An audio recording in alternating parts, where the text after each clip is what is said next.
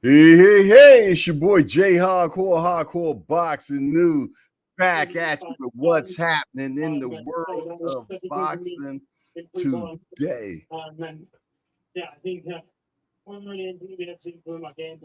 Hearing a lot of back noise. Is that you, Marvin?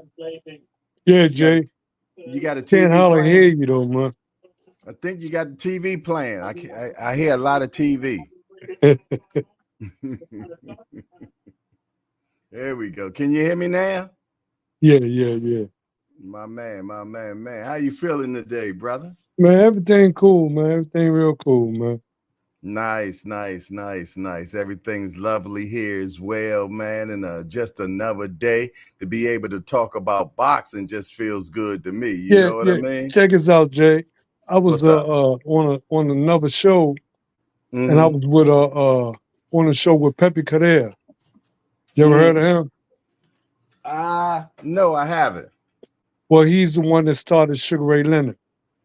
Oh, really? Yeah. See, a lot of Okay. people thought that Dave Jacobs was the one that started him. Nah, Yeah, that's who it I was thought it was, Dave right, Jacob. right. It was Pepe Correa. He Oh, had a okay. he had a club there called it was Latin Connection. Oh yeah, I remember Latin Connection down in DC. Yeah. Well, Pepe Correa, he was the owner. He was the head coach. Okay. Yeah. I'm familiar with Latin Connection then. Yeah. Yeah, yep. Simon Oh, Brown and Maurice Blockerbots fought there. yeah, exactly. Hey, Latin Yeah, Connection be the spot back in the day when we yeah, was young. People used to yep, say, "Oh yeah, I boxed for Latin Connection." That meant yep, something, Jack. yep. Yeah, Pepe Correa. He was the trainer there, man. Oh, I okay. think he was from Brooklyn or the Bronx, man. Nice. You come in the door teaching, bro. That's how you feel. Yeah. Yeah, you come in the Yeah, but door. I'm saying I didn't know that myself, right? Because Mhm. all I saw was Dave Jacobs, and we used to go to DC to the Sugar Ray Leonard gym when it was over there. It wasn't in Palmer Park at the time, but Mhm. it was in that area. And Mhm. I always thought that Dave Jacobs was the one that started it, man. But Yeah, nah. me too. See, I always Jinx thought Morton came on board, and mhm.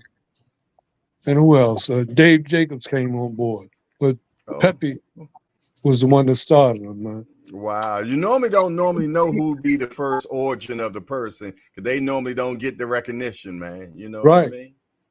Pepe Yeah, also cause trained Lennox Lewis. He was, you know, what I'm saying wow. he's a great trainer, man. You know, you know, Nice. yeah, man, it was on this show last on Friday, man, and you know, like I was, you know, Okay. What show was that? the Troy Graham Experience. Troy Graham. Okay, I heard that name before. Yeah, Yeah. I Okay. watched. I Okay. watched. I watched the show. It was a good show, man. yeah, Pep Korea and Marvin and Troy Graham. They talked about the old days and the old fighters in Baltimore, and I mean it was a good show, bro. I mean, yeah, and you're talking Pepe Correa. I mean this man's royalty, like you said, trained Sugar Ray Leonard, Lennox Lewis, yeah. Simon. He also trained Sugar Ray Leonard's brother, Roger, Roger. I and see. he told me I that was that yeah, Roger was a little better than Sugar, but he yeah, just didn't follow I through. knew I met Roger. I knew Roger. I knew Roger before I never met Ray, but I met Roger. Yeah, No, I yeah, did meet Ray one time later on, but hmm I met Roger because I knew Roger through a guy named Arthur Rush, and yeah, Arthur Rush was a big cat down in D.C. and he yeah. the And one that he introduced me fought to in the Air Roger. Force. He fought for the Air Force team, boxing team. Okay, okay, yeah, I knew Roger. Roger was slick, man. Yeah, Yeah, I knew Roger the Roger for Dodger. sure. They call I him Roger saw the Roger the Dodger, Dodger. Roger fight. I right? saw him Yeah, fight in yeah, Providence. In fact, I think it yeah. was his last fight. I think Sugar Ray told him no more, Roger. Right. I think Roger problems. He had problems because I wasn't sure was it alcohol or drugs, one or the other. But he had Drugs. a fall. Yeah, he had One a or the fall. other. He One Yeah, had or a the other. fall. He had a fall. Yeah, I remember that. Yeah. Yes, indeed. What's up, Bruce Gas? How you doing today, bro? Hey, bopping in to talk to the old heads over here, bro. Maybe learn a How you doing, man? Get in there, hang it in, brother. Yes, Right. indeed. And some other the brothers going to start showing up as well. Hey, shout out to Coach Calvin, Coach Kenny. They got their own street right Oh yeah, I across was the there. I street was from the there at the ceremony, man. I was there. Yes. I seen you in the video. I seen Y- you. Yeah. I seen I can't remember who video I seen, but Y- maybe It did you was put something up on Zed Brooks. Okay. I know I seen somebody video and I seen you in there. I wasn't able to make it to it, man. I wanted Yeah. to, but I couldn't. But I you was know at the news should have been there, man. when And they were somebody from the mayor's office should have been there. when now You the know? news was there for Kenny's daughter because I was there for Kenny's daughter. Yeah. But I'm talking about, hey, they the Yeah, ones that train. He the one that trained his daughter. You know, they right. should I have. know. The Yeah. news should have been there, man. So the news wasn't even there. Nope.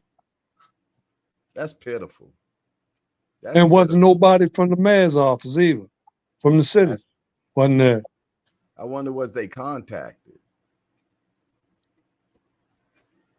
No, but I'm saying if you get a street named after you, Mm-hmm. some of the city official had to set Know something up about like it. that. You know, you just can't Oh, put a put I know you can't your do. Yeah, name on the street. I know that. Yeah, I get Yeah, what you're saying. I get what you're saying. yeah, they should have been there for the ceremony. Yeah, and yeah, that ain't a good thing. But hey, at least they got a street, man. Yeah, You know what I mean? And it's across the street from the gym, so yep, that's what's up, man. Yes, yeah. I was indeed. happy for him, man. You know, Yeah. it's real. Yeah. When I seen the video, I said, "Okay, look at Marvin down there supporting." I seen you. Yeah, I seen gotta you. do that, man. You know, Yeah, no doubt, no doubt. Matter of fact, I learned about it the last minute myself, man. But I still wouldn't have been able to make it. But maybe if I knew a little bit earlier, I would have been able to. yeah. But to tell the truth, man, that's a great honor, man.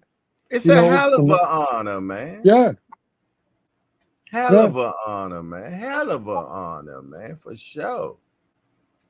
Yes, indeedy, man. But But it should have yeah, put their last name on it, though, man. It just say Coach Calvin, Coach Kenny. I You guess know, they only did it because I mean, how much can you get on a sign? You know what I no, but mean? you could write it small, though, man. Yeah, but then it ain't being seen from off the street if it's small. Yeah, but I'm saying it could have said Coach. You know, they could have Mm-hmm. said Calvin Ford Mm-hmm. and Kenny Ellis. You know, Yeah, I can dig it. But at least they got it though. At least they yeah, got for it. real. At least they got it, man. And it's better than nothing. You know And what I mean? Right. anybody who knows boxing, when they see those two names up there, they'll know who they are, bro. They don't need any. They don't need any last names. They're kind of like Cher and Donovan. I mean, Yeah. what Madonna? What Yeah, one name? No, but I only guess he thing I'm said saying, oh, look, 200, I say this 200 because, years from now, 200 years from now is what you're saying, right?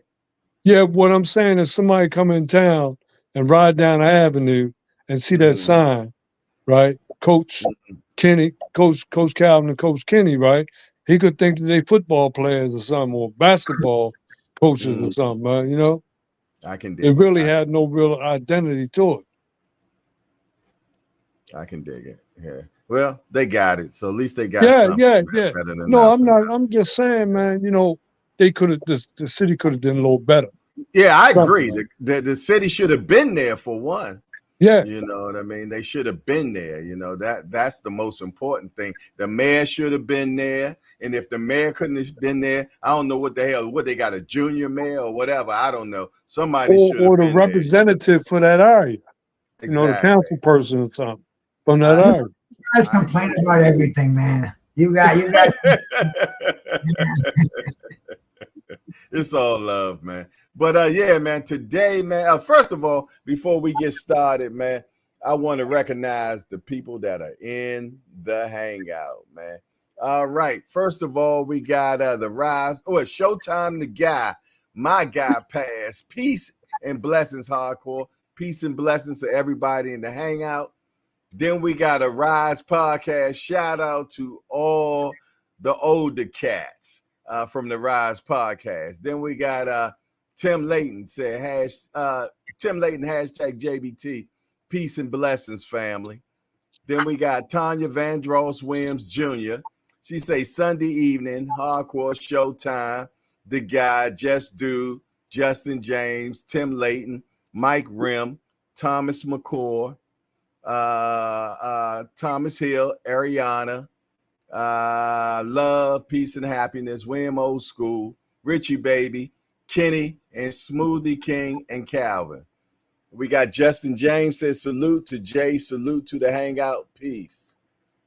We got the first lady, Heather E., first woman ever to be in the Hangout. Heather E., salute to her. We got Ace Boogie. He said love family. We got JC, salute JC. He's probably from Bruce Gas Boxing Jazz people.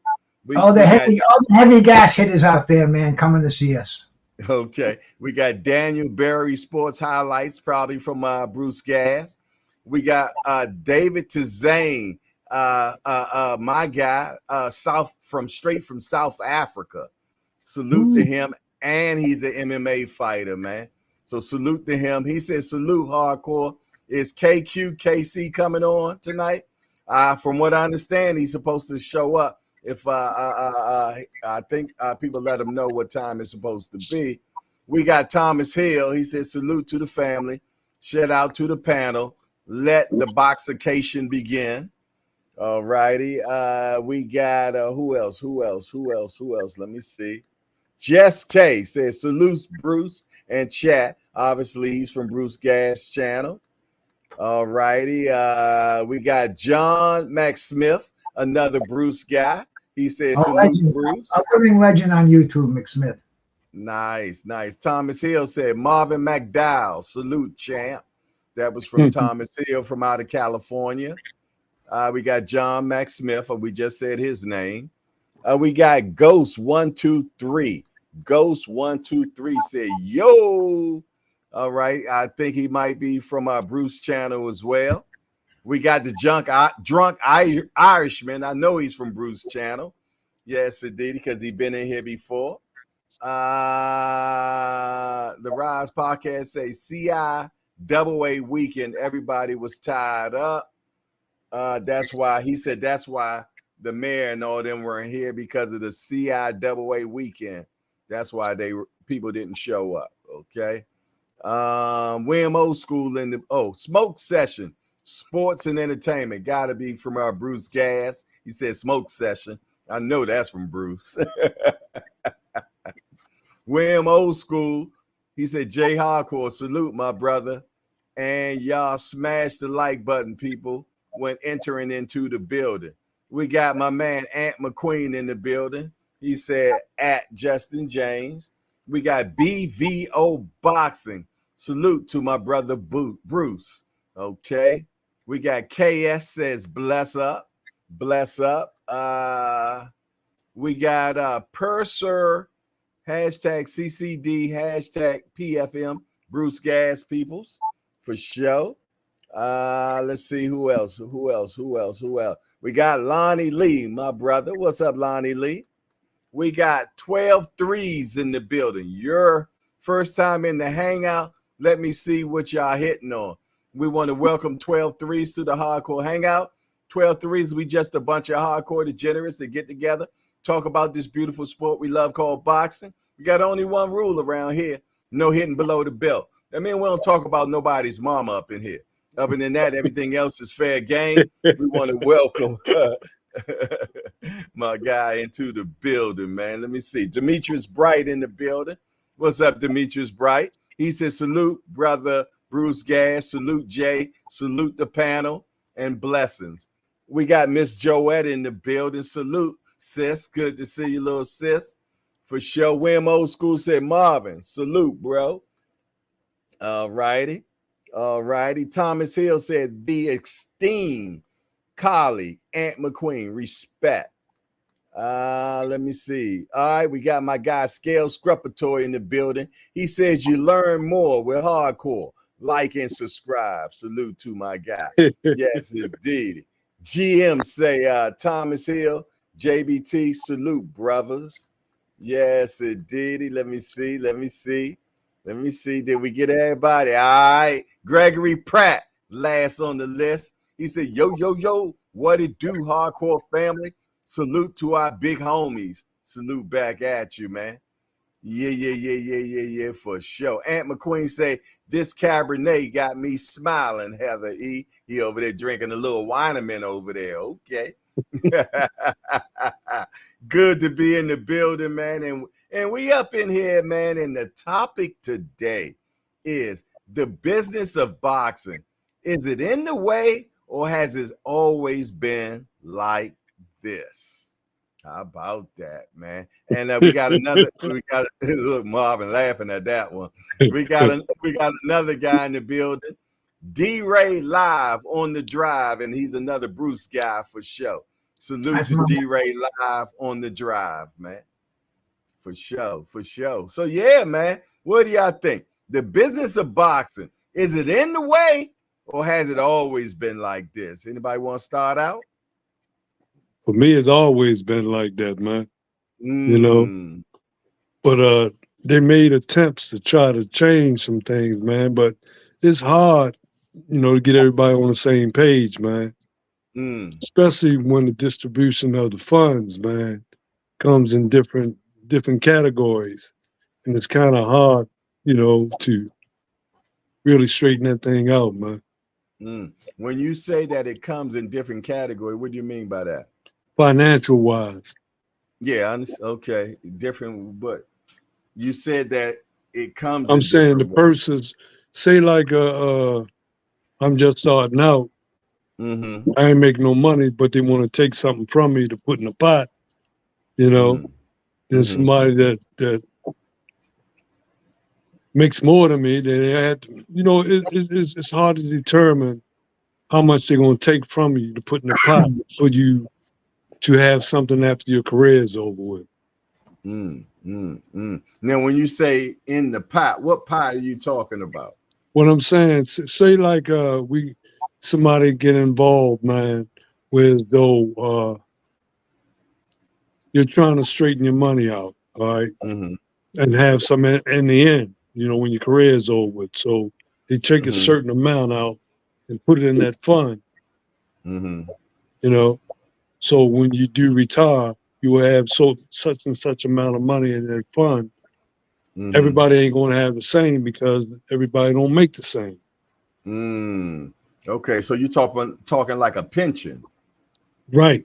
Yeah, but a lot of states don't even have a pension for boxers, right? They don't at all have none now.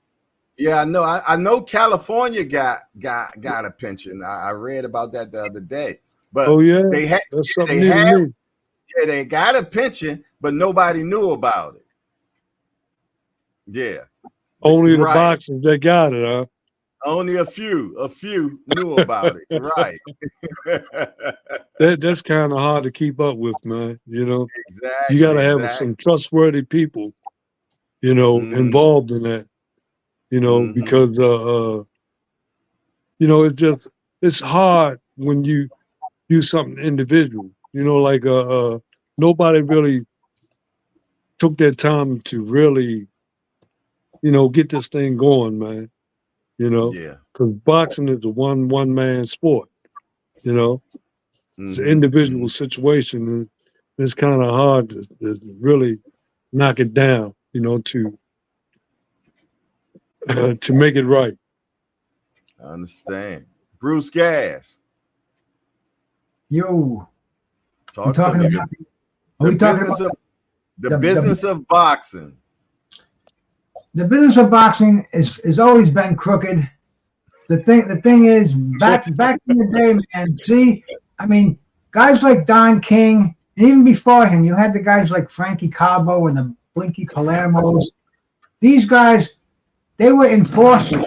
You didn't fuck with these guys. These guys will break your fucking legs, bro. Yeah. I mean, today, or you disappear. Or you disappear. I mean, you know, it was a different game. People kept their mouths shut. Now we're in the age of the internet, and everything is out in the open. I mean, you know, back then you couldn't go to cops. The cops were on the payroll of the mob. I mean, you know, it was a catch-22. You did what you were told. Now we're in an open world. The pen is mightier than the sword, and everything's out in the open. We're seeing how the boxers are getting screwed over. We're seeing how the people are screwing them over, how they've been getting away with it for years, and how it's catching up to them now because now, like I said, everything is recorded. You can't make a move without being on camera. Right. We're open books basically. So the boxing is just as crooked, if not more so crooked today. But we know more about it. We can see who the rats are on every level. It's not so much cash anymore. We deal in electronic transitions, and everything can be traced. I mean, with Don King, it was a suitcase of money, and you left it next to the dude you were with, and a wink and a handshake. Now everything has to be accounted for. You got lawyers involved. You got accountants involved. I mean, it's insane, and that's why it's so out in the open now, because you got the bean counters where if this account is off by $1 million and this one has got $1 million into it, they want to find out why, and you get all the internet investigators on there, and it becomes wide open, and we're seeing how crooked boxing is. But I don't think it's any more crooked. I think there's always been people trying to take advantage of fighters forever. Yeah, it's just being open now. Because back in the day, I had a trainer named Jimmy McAllister, right? And he said that the promoters, used to give him a bag of money, right? Mm-hmm. Or they give him money, put like a $20 bill on top. You think you got a bunch of 20s, you go through it, you got ones. Give you a whole knot of ones, man. Put a $20 on the top and a $20 on the bottom, and put a rubber band around it. You think you got a bunch of money, man. You get home and count it, man. You got about $200 in dollar bills with the 20 on top and 20 on bottom. Hey, that was an old school move you used to do around girls too.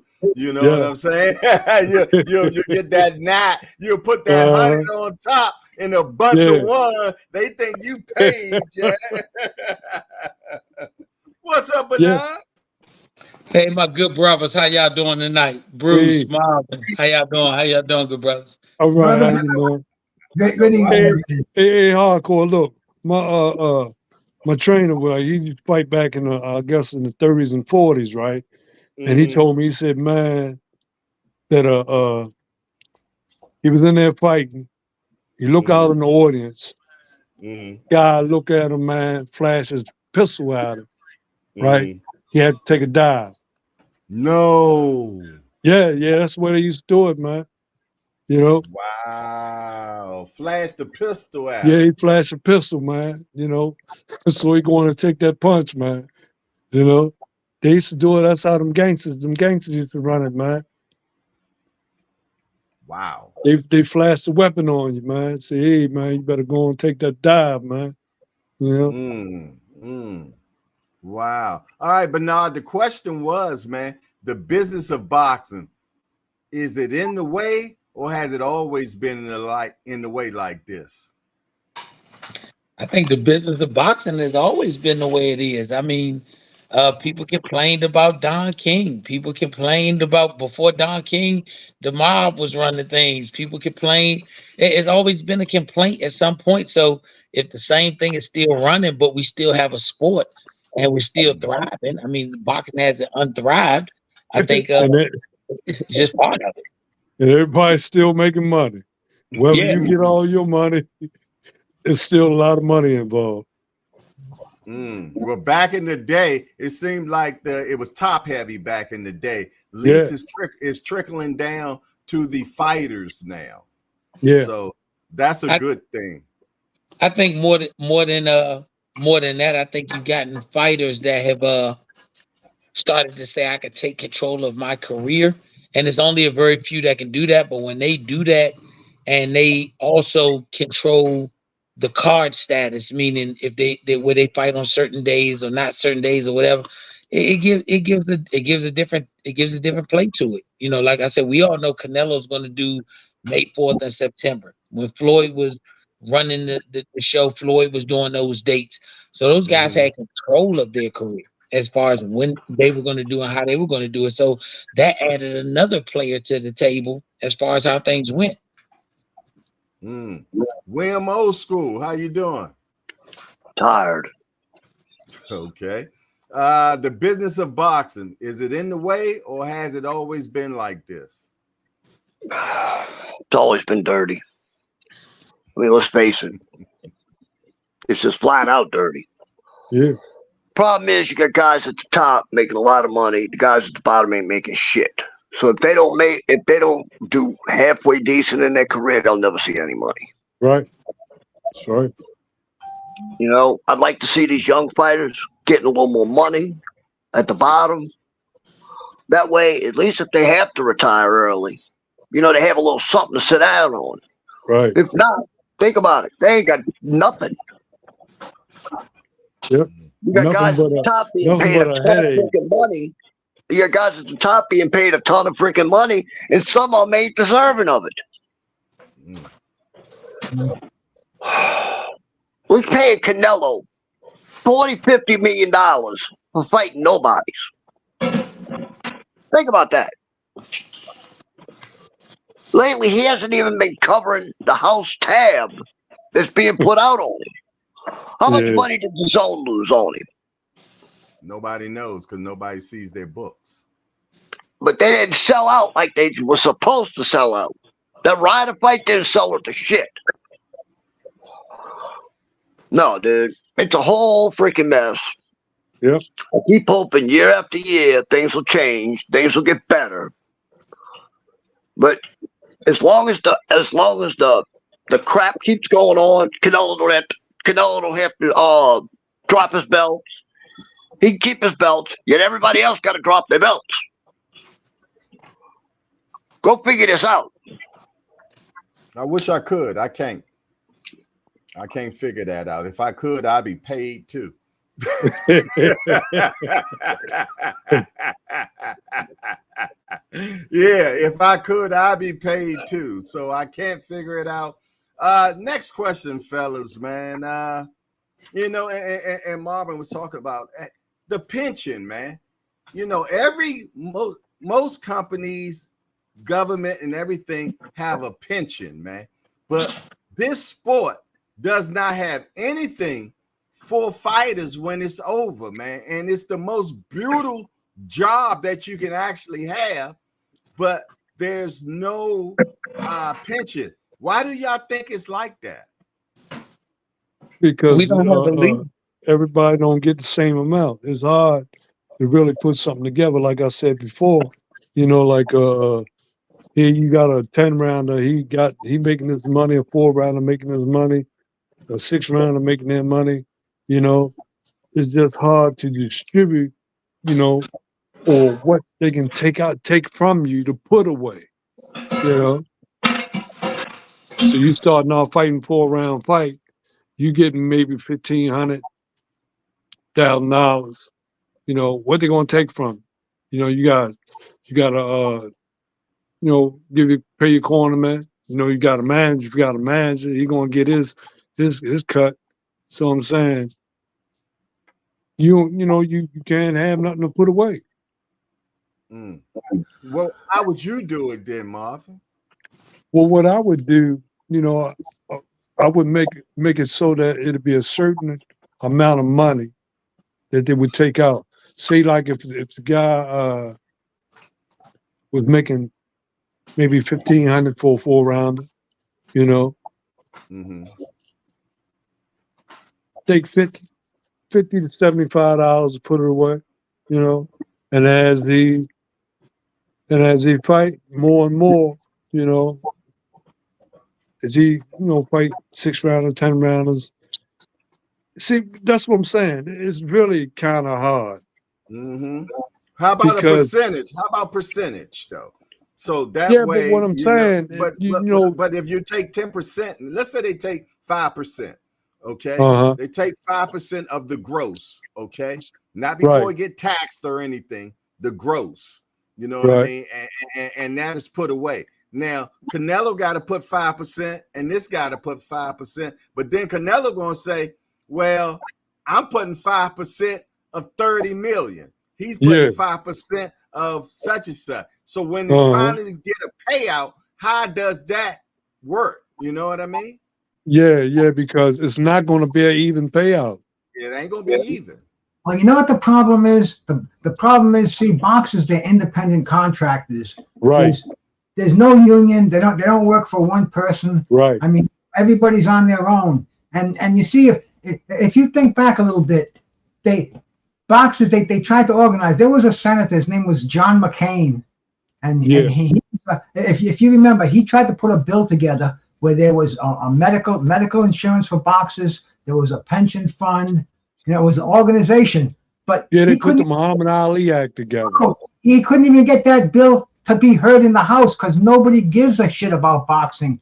Only us hardcore fans. That we don't want. They don't want to waste the taxpayers' money to put together a union for boxing. I mean, and boxers are on their own. And then there was a woman in Texas. You cats must remember her, Josephine Abercrombie. I mean, she's a millionaire, a billionaire, a philanthropist, and she had the Houston Boxing Association.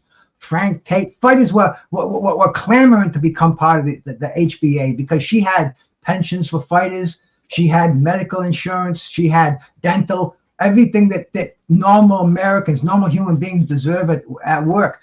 But after she got out of it, nobody gave a shit anymore because there's no money in it, and that's the problem. Every fighter's on their own, and if they don't prepare for it, if they don't get their own retirement plan, their own health insurance, when they retire, they're fucked. They're at the mercy of Medicare and Medicaid. Even if they have to be smart enough to even go through those walls to get that.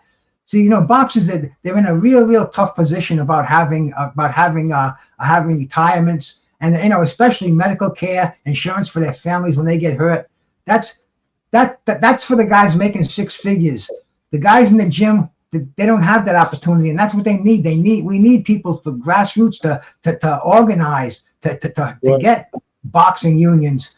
But man, is it going to happen? I don't think so. I've been waiting for since the 70s to see something like this happen. Yeah. And like I said, John McCain, when he died, the whole fucking United States government boxing bill died. Nobody else wanted to pick it up. And that's the problem with boxing, man. We're on our own. But do you think that, and I love everything you were saying there just now, and it sounds great, but do you think if we did have something like that it would change what boxing look like? Right now, NFL, NBA, Major League Baseball, all of them have unions and they have all these things in place. But the difference, team. But there's a team in the league. But the difference is you would limit a lot of fighters if that happened, because do you think, like right now, all you do is go fill out for a license and you're a licensed fighter. If they did say, okay, we have this structure of what will be the pension, will be the retirement, everything, every single person who ever owned a pair of boxing gloves will go sign up for it. There will be no regulation on how many the limit is. The NFL says we have this many people on the team. The NBA says we have this many people on the team. In boxing, there is no number. Yeah, well, see, it's an individual sport. California has a pension, but with California, you have to have a X amount of rounds to qualify for that pension. Right. And that, you have to have overseers. It's very, very complicated, Coach. And that's I believe you. And I think if that was to happen, and promoters or whoever would have to give up X amount of dollars, you'd see a lot of fighters who they just would not give opportunities to fight. They just wouldn't get, because it wouldn't make sense to them. Like, you got guys that got records that are ridiculous that are still fighting, but they tough guys.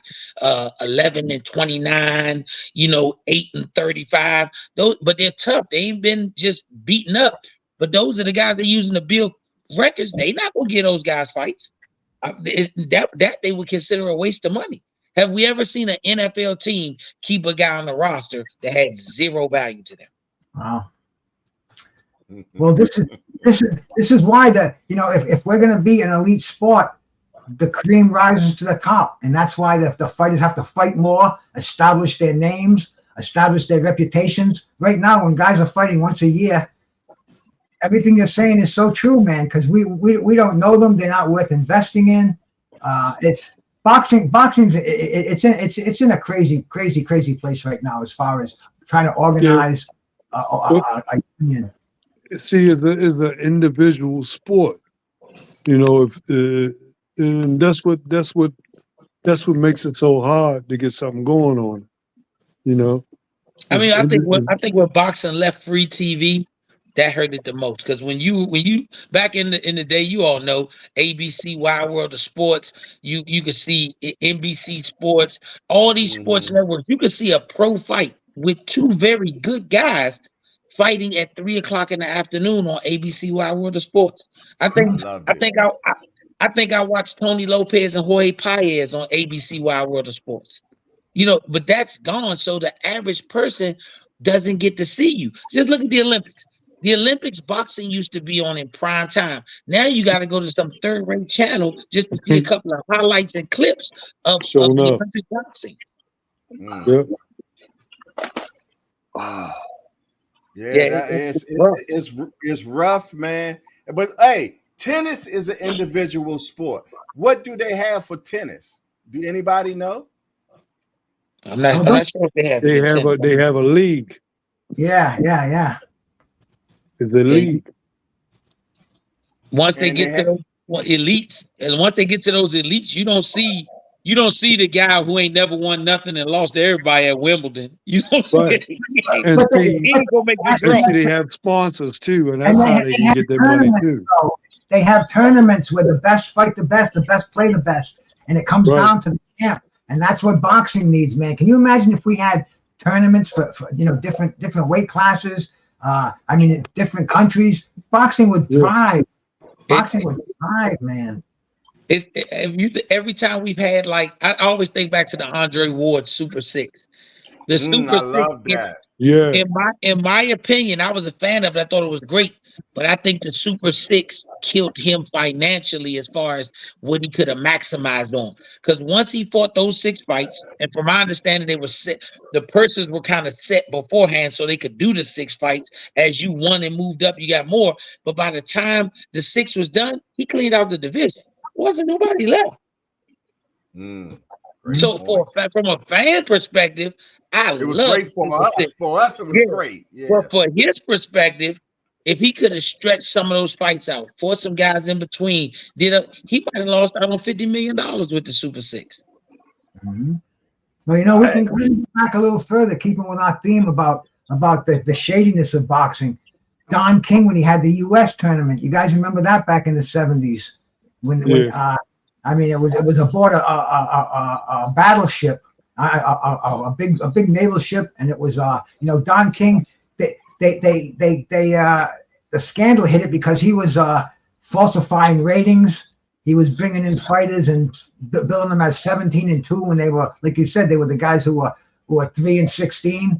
I mean, it's tough because like we said, man, boxing it's not organized like tennis. Tennis, the ratings are pretty cut and dry.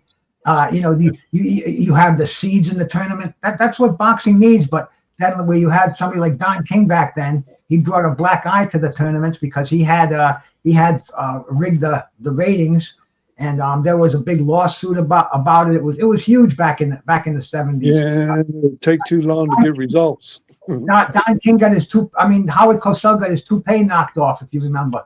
That was one of the big stories, man, by Scott Ledoux. Yeah.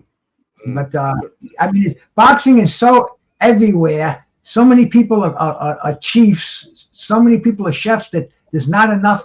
I don't think enough people will take it seriously. You know. I just think once you start bringing in too many people to regulate, especially with boxing, it's gonna help a lot of boxers. But then it's going to cut a lot of guys who are at the bottom as journeymen. Them guys going to get cut out completely. So if that dude was able to make 10, 15, 20 grand over the course of the year, supplementing his income, take care of his family, that 20 grand just went out the window. Because now 20 grand is and 20 grand is considered poverty level. Yeah. That's poverty. And That's poverty. And like I said, he was using that 20 grand just to supplement his regular job. All these guys got jobs. He's doing that to supplement. So that 20 grand might have been the get over for his family. And now you're saying we got a certain regulation, certain criteria. Some of the promoters, like they always talk about, we don't need promoters. Then promoters start saying, well, I'm not going to put this guy on my card, or I don't need him because it's not valuable to me. Now we're saying, oh, wow, guess we did need these guys. And then on that 20 grand, you got to pay taxes on it, you know, because, you know, like that's how a lot of the guys get all messed up, because they just get that money and don't pay taxes on the money they get. So that's something that's involved in it too, you know. Yeah, and that's because you're an independent. That's because you're an independent contractor. So you receive a check, and you're supposed to take care of everything that's supposed to be taken care of, opposed to having a FICA automatically be pulled out and everything. So next thing you know, it's 10 years down the road, and Uncle Sam. And that's real, man. Yeah, and he want his, and so that happens all the time, man. And that nice car you bought, and that nice house you got, and all that stuff. Oh, if you can't pay, they gonna put it up for ransom for you, man. And I'm saying even world champions are destitute right now. You know, we got some guys right now that were former champs, former world champs, are broke. Oh yeah, don't have anything. Nothing. Yeah, but you know what? I'm gonna say this on that, Coach Marvin. I work a job. I have my own job. I'm not a pro athlete. I gotta budget my finances to do everything I have to do. And these guys that are pro athletes, I think sometimes not just in one sport, not just in boxing, but across the board, we kind of give them a certain pass on being adults. Nobody budgets my money for me. Nobody tells me pay my taxes. Nobody does any of that for me. Me and my wife got to be on top of that for ourselves. So at some point, certain levels of responsibility as an adult, doesn't matter if you're an athlete, an entertainer, or you got doctors that make the money that these fighters make. So you got doctors and lawyers that make that. Those guys paying theirs. Certain levels of responsibilities got to fall back on you. Yeah, but here's one thing you have to understand too. The brain damage as that comes in with that when they come into the end of their career. You know, a lot of them are touched, you know, and I'm saying you can see some right now that were out there and was doing it, man. And I'm saying they don't have the mental capacity, man, to do anything like that. Oh no, I'm talking about when they were active in it. When I see some of these guys and we think back or we see them years later, I remember some of these guys from when they were in their prime and in their mental capability greatness. That's when his tax problems came about. Tax problems didn't come about at the end of the career. He wasn't making that money. It was when he was in the prime of everything. When his faculties were there, he had no problem going to buy that Rolls Royce. He had no problem. But like I'm saying, when you young like that, you always think you're gonna be in that position making that money like that, man. Oh, you don't think about the future. Oh no, I'm with you, Coach. I'm talking about those guys that they saying they coming to get me for my tax bill back in 1988, 89, 90. Yeah. Like, come on, brother. Come on, brother. We, at certain points, we all got to be responsible adults. And I understand when they get older in their career, having somebody to be helpful for that. But when them guys hit the tax point and Uncle Sam taking everything, it's always 5 or 6 years after the career was over.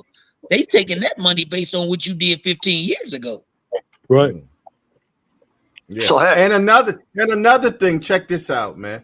You got cats that started out when they were young, and some of them, man, straight out the hood, don't know nothing, man. I don't know what an income tax. And don't nobody teach them nothing. Ain't taught them a darn thing, man. Yeah. You know what I'm saying? And you give them, you're 21 years old, and I just gave you $3 million. You know what I'm saying? They have no skills. Like, I was doing homework with my son today, right? And he had to do a breakdown of buying a car and the percentage on it, the interest rate, and know how much it's going to be monthly. I wasn't taught that when I was in school, man. Ain't You nobody teach you me wasn't. how. I wasn't either. They ain't teach us none of that type of stuff. I knew Right. nothing about what, you know what I mean? And thank God that I never had to get finance for a car because I always bought it in cash. But you know, I didn't know none of that stuff. But they teaching them that stuff in school now, man. I was so impressed with his homework. We sitting in there trying to figure out with the 3.9% interest rate, how much is that for 3 years if he got a 3-year note? And how much is the taxes on $21,000 car? And then Maryland is 6.5%. I didn't get none of that when I was coming up. You did? Yeah, You know, but how many of these guys had a father that's around, that's worrying and want them to be successful? There's not many. not many. Not many. But you got to remember that to me, that's even an even deeper question. That goes back to what was established by the government. You know, the whole purpose of them doing certain things and making certain things available because they did not want the male in the house, regardless of whatever your nationality or your color is. If you were getting anything from the government, they wanted to remove the male from the house. That wasn't an object of success. That was an object of failure. Right. One second, fellas. Hold on 1 second. KQ, hey, can somebody put the link in the chat? Well, it's already in the chat right now, but can you pin it so KQ can get that link so he can come in? Can someone do that for me? The link. Matter of fact, I'm going to put it. You know what? Hold on. Invite, copy. Righty. All right. Let me see if I can figure this out, man. You know, some things I can do, some things I can't. Paste. Okay, bam. KQ, it's going to be in the chat in a minute. There you go, right there, my brother. If you want to come in, come on in. There go the link in the chat right now. Sorry about that. Who was that? You about to say something, Wim Old School? Yeah. Okay. Back to the pension talk. If we could do 5% for the fighters, right? Take it off the top. Why not take another 2% for the old fighters? The ones that are retired, the ones that are in bad shape, and put something together for them. Yeah. Sounds great, man. Hopefully people that make those type of decisions or can make those type of decisions hear this channel and hear stuff like that, man. And that's why I want to have this type of conversation, you know, because it's real, man. It's real. And there's so many people, man, that welcome KQ. There's so many people, man, that boxers that I see now, man. What's up, Jaleel? It's so many boxers, man, that got it rough right now, man. Yeah. People like Riddick Bowe, man, and Thomas Hitman Hearns, and you know what I'm saying? They might look like they got some money right now because some people done stepped into their lives, man, and started helping them out. But in real, man, a lot of them brothers, man, they ain't got no money. Yeah, and a lot of them are damaged, man. A lot of them are damaged. That 2% would help these guys. It really would. And it would help. Yeah. Look, we see the horror stories all the time about these old guys that don't have no money. Some of them can barely speak right. Yeah. Their motor functions are off. I mean, they need help. Yeah, they need help. And let me tell you something. And yes, California does have a pension, but recently it was on Boxing Scene that fighters in California never even knew that there was a pension for them. And this money is being collected and collected and collected, and they knew nothing about that. They were privy to this, man. Right. Right. And see, that's the thing that goes on, that there's nobody watching the watching. Wow. Yeah. See, that's where the problem come in, because somebody has to watch it. Somebody has to watch the person that's watching the watching, and the watching the watching the watching. You know, which leads to this question. Which leads to this question. Do boxing need like what basketball has? Have a commission? I know they say we got a boxing commission, but I'm talking about commission. I'm talking about an overall commission that handles this type of stuff, man. That has a governing body underneath them that handles boxing, man. It ain't gonna happen because they still think of it being an individual sport. Individual, Bro. right, yeah. It's still an individual And sport. not only that, but the state commissions, they can't get together. What we're going through right now with Ryan Garcia and Devin Haney. Ryan wants to fight in Las Vegas. Devin wants it in New York. Ryan smokes weed heavy. Las Vegas doesn't test for THC. New York State Athletic Commission not only tests for THC, but they can also declare the fight no contest at their discretion because of the levels. So I mean, boxing's all over the place. If they can't get together on something as simple as this, then how are they going to get together and form a pension? Right. They need a overall commission. Exactly. Over all the commissions. Exactly. And a union, man. Right? Yeah. They need medical plans. Yeah, right. we need some medical plans. Medical plans, union, so much that boxing need, man. But and I'm saying there's enough still money. The wild west. Yeah, but there's enough money out there that you can get anything that you want. There's a lot of money out there that's involved in boxing where it should be taken care of like that, man. But you know what? Should be, but why not? It should be, right? It should be, but they can't do the simple thing as go across the street and fight another fighter. So how can you ask them to do something that big? You know, right? You know, so I mean, that's just how it is. We gonna fight everybody over here. So that's like, man, rocket science to them. Yeah. So, but and it done made it this far, and that's what they're gonna say. We done did without it all this time since the 20s, the 16. You know what I'm saying? But when does it end, man? I mean, what do we have to see, man? You know what I mean? Before I don't think it's going to ever change, man. That's sad. Because it's been going on so long.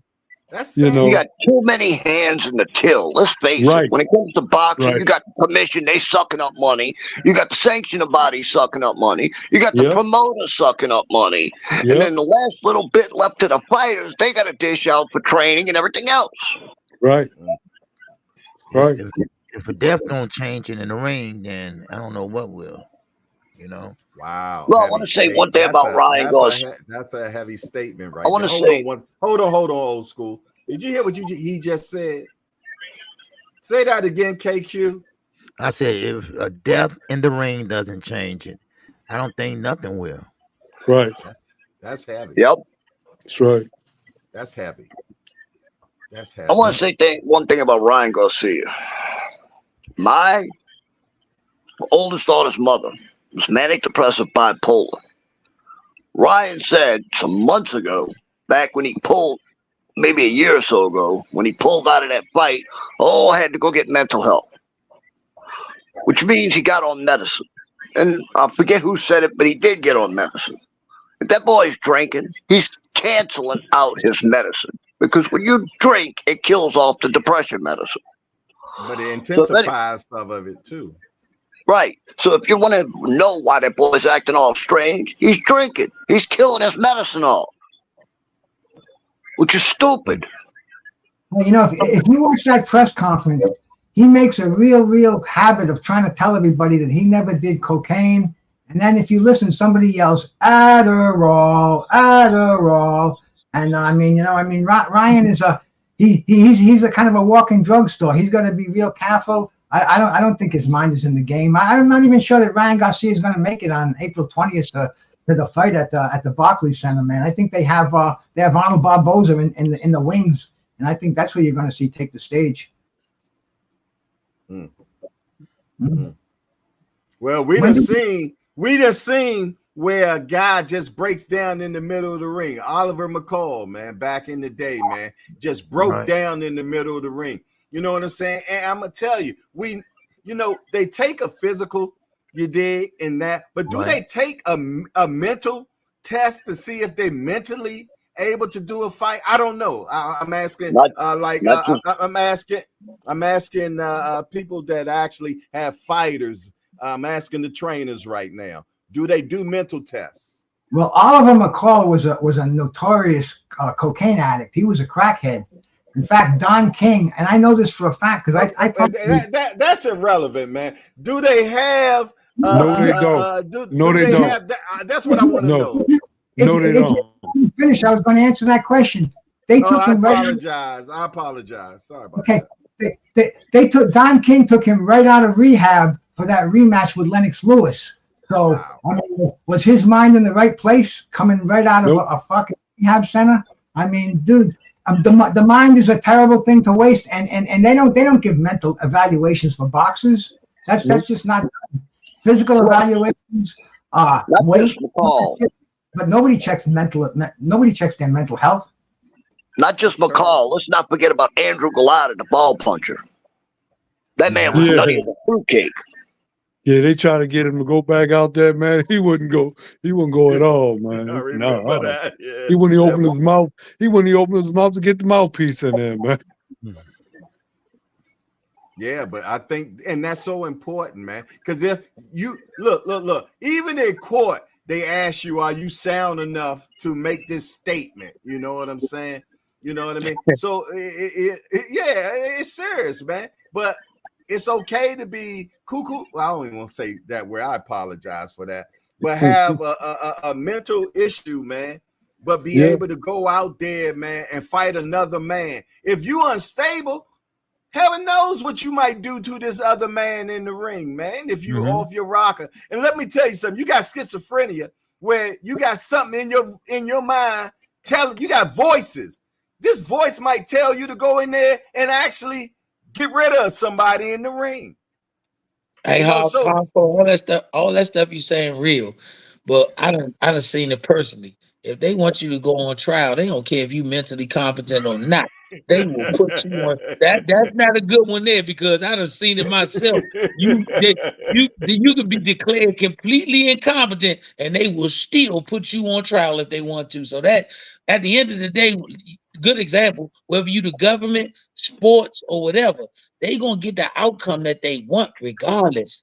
How many guys in pro sports, football, been complaining now? I wasn't able to play, but they told me either you play, you gonna get cut or something, and I went and played anyway.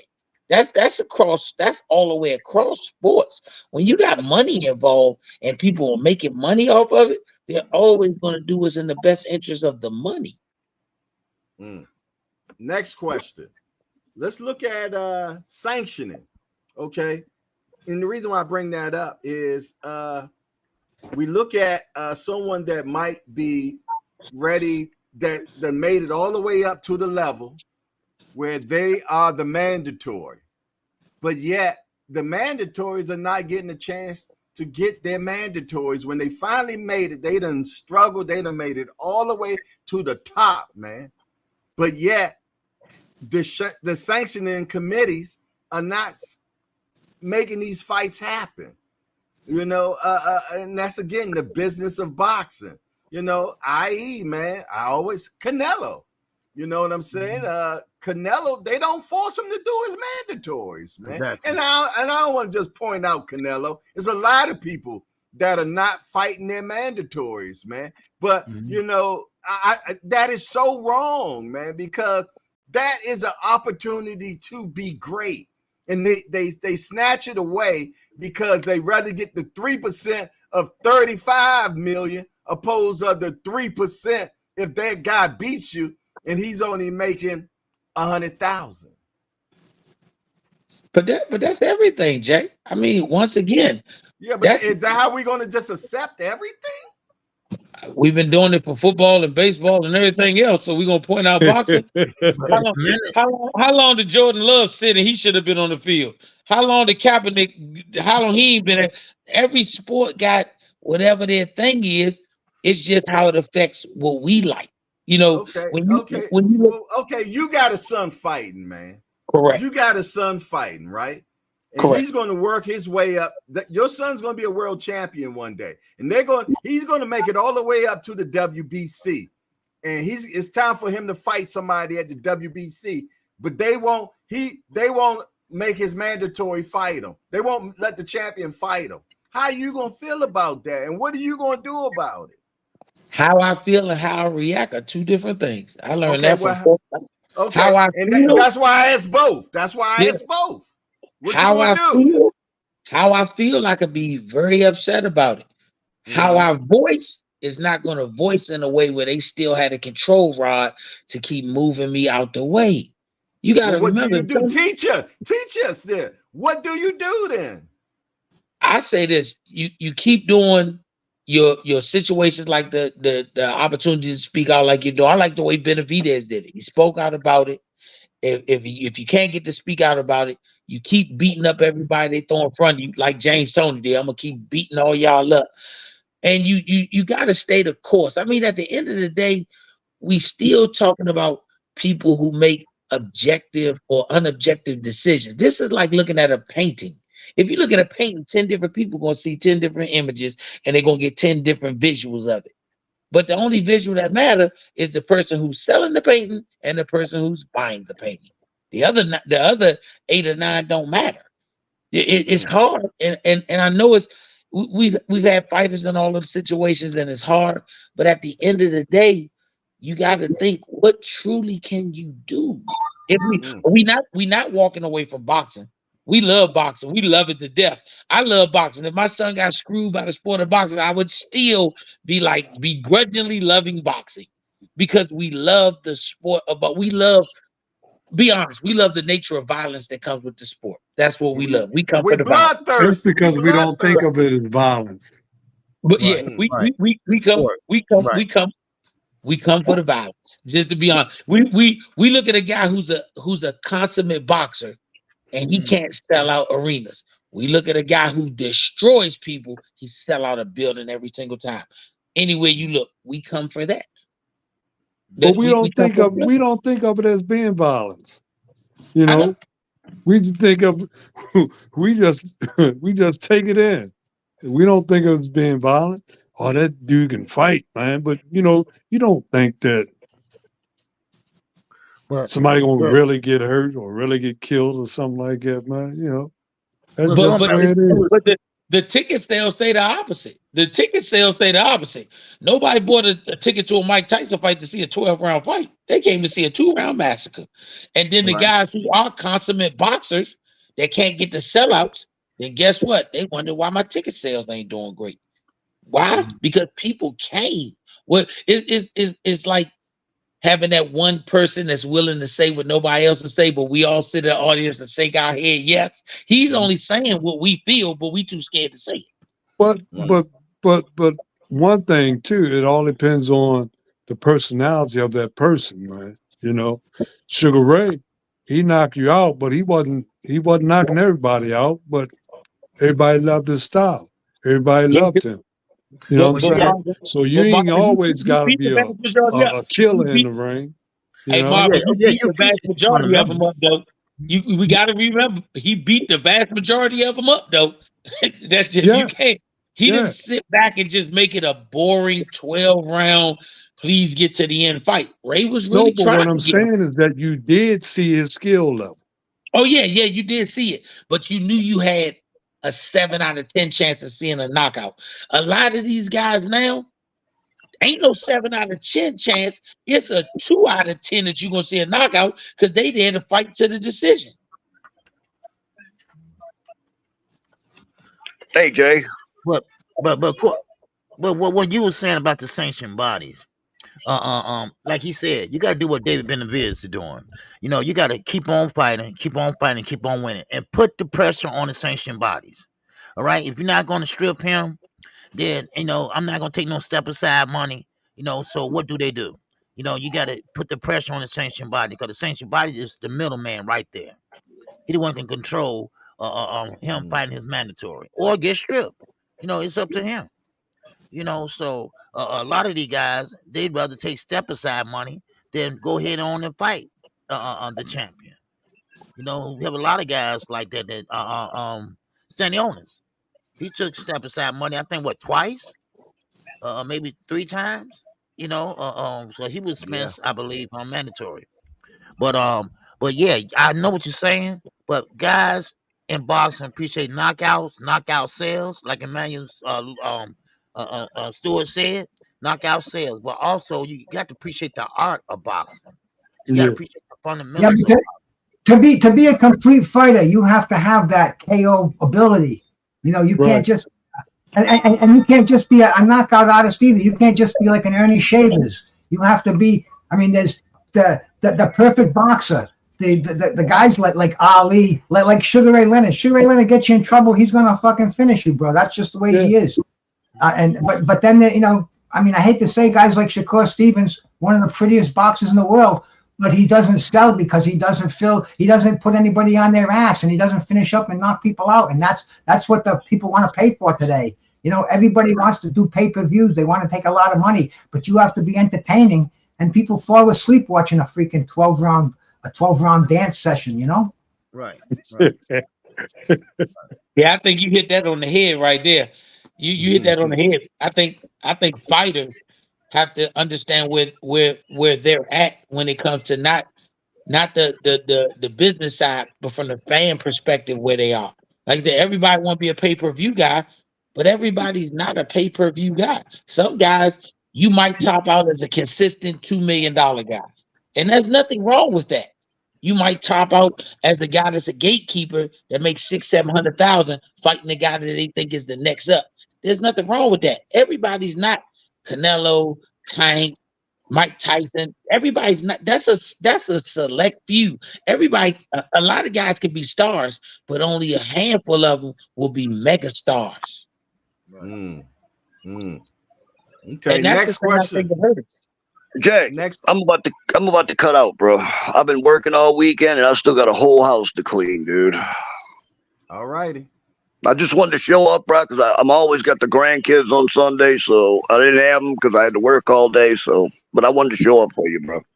And I appreciate it. And I want you all to know that William Old School was the guy that suggested to me, hey, why don't we get a panel of older guys?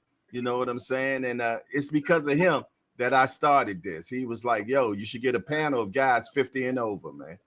So salute to you, William Old School. We appreciate you. 50. KQ, I'm glad you showed up, my guy.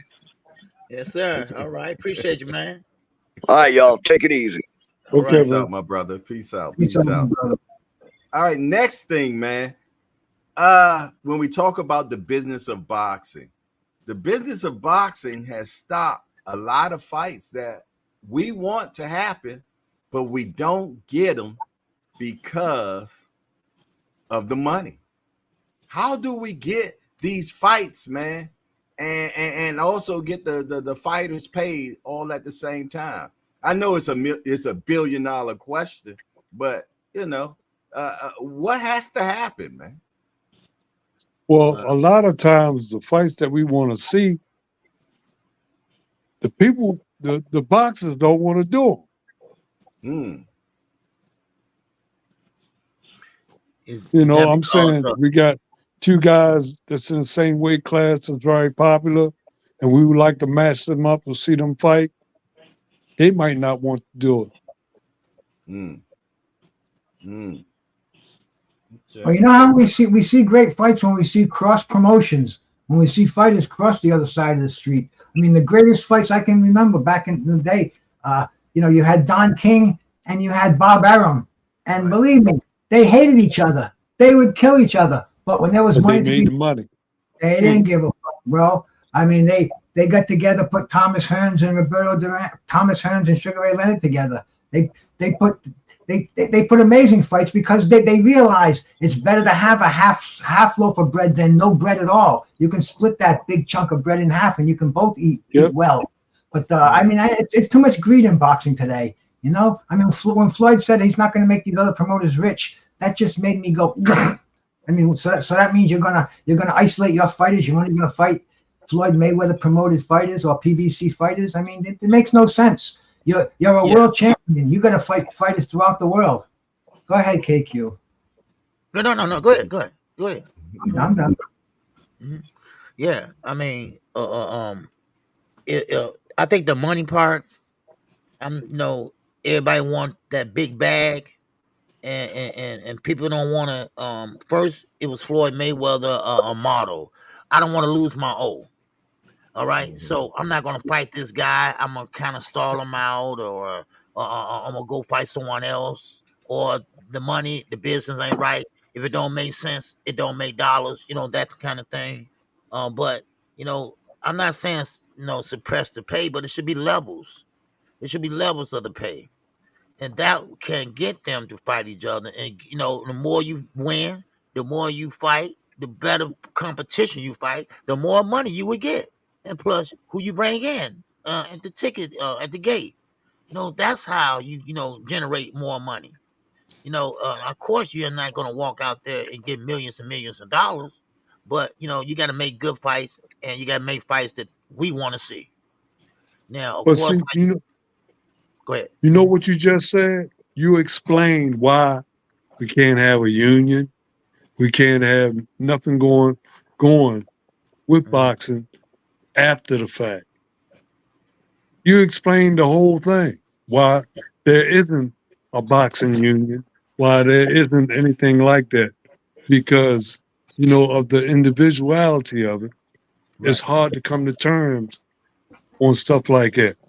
Yep, exactly. Well, let me hold on. Okay, one thing I want to throw it out there: MMA, UFC. What about it? Seems like their model is working. I don't know if it's working just for the owners, but it seems like their model is working. You fight it worked for the owners. Well, yeah. See, that was UFC was put together as a business from square one, grassroots. Boxing's always been boxing, and everybody has their own way of doing business in boxing. UFC, Dana White. I mean, he said this is how it's going to be, and that's the way it was, and that's the way it is today. And it's a team. It is a team sport too. Explain that. Explain when you say it's a team sport. It's a team sport because they're groups. They're different groups that work with each other and train together. Each fighter comes from a group. Yeah, in boxing too, though. No, but what I'm saying, I'm trying to say the way it is set up, that is a team. It is a team sport. I don't know. I don't watch UFC. I'm gonna be honest, but I know they got a get down or lay down policy. The best gonna fight the best. The best fight. Most of them come from a team. Hey Jay, I look at it like this. I say the one thing that nobody, I guess, looks at the same way I do. I blame the fans. I'm gonna tell you why I blame the fans. Okay. If you see, have you ever seen a pop singer go do MMA over at the UFC? You never see no pop singer, no rapper, nobody else get in no UFC octagon and do UFC. UFC ain't going for it. They're not going for it. When you got fighters out here and they look and they see YouTubers never had a fight, make $10, $15 million, and they can't get 2 million, them guys are starting to look and say, the fans are making this decision. I don't care what else you put together. At the end of the day, you got however many numbers of people, 20, 40, 50,000 people, 200,000 people buying on pay-per-view, and they see a YouTuber make $20 million. It's more important than to get your YouTube numbers up than it is to be a fighter. Okay, Bernard, hold on. Before you the fans make that decision. But hold on. Do you not think that it happened because we weren't getting what we wanted? And since we wasn't getting what we wanted, we weren't getting what we wanted. We started looking at other options.